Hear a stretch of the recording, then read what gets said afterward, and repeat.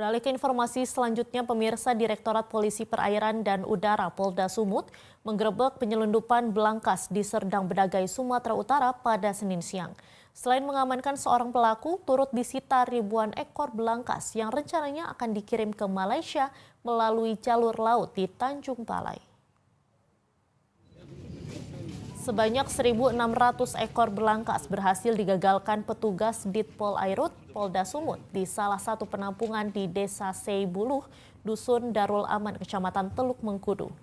Dari lokasi, petugas mengamankan seorang pelaku IS alias M dan menyita 3 unit lemari es serta 8 fiber berisi 1.600 ekor belangkas yang merupakan jenis hewan yang dilindungi. Pelaku selain melakukan kejahatan konservasi sumber daya alam hayati dan ekosistem untuk memutus mata rantai penyelundupan hewan yang dilindungi dan terbesar di Asia, petugas akan terus menindak para penadah yang menjadi penyebab tingginya angka penyelundupan belangkas. Direktur Polisi Perairan dan Udara Polda Sumut, Kombes Pol Rudi Rifani mengatakan sebanyak 1.600 ekor belangkas yang disita langsung dimusnahkan dengan cara ditanam. Ribuan ekor belangkas ini berhasil dikumpulkan oleh pelaku dan rencananya akan dikirim ke Malaysia menggunakan jalur laut melalui perairan Tanjung Balai. Untuk mempertanggungjawabkan perbuatannya, pelaku terancam 5 tahun hukuman penjara.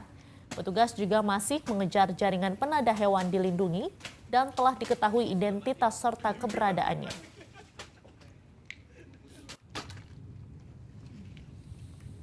Maka hari ini kita dengan rekan-rekan BKSDA dan kejaksaan kita melaksanakan pemusnahan untuk ditimbun sehingga tidak menimbulkan bau dan penyakit dan sebagainya.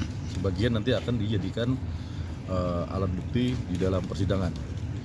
Terkait hal ini bahwa tersangka ada 1 orang atas nama S alias M yang saat ini juga kita sudah koordinasi dengan kejaksaan. Jelajahi cara baru mendapatkan informasi. Download Metro TV Extend sekarang.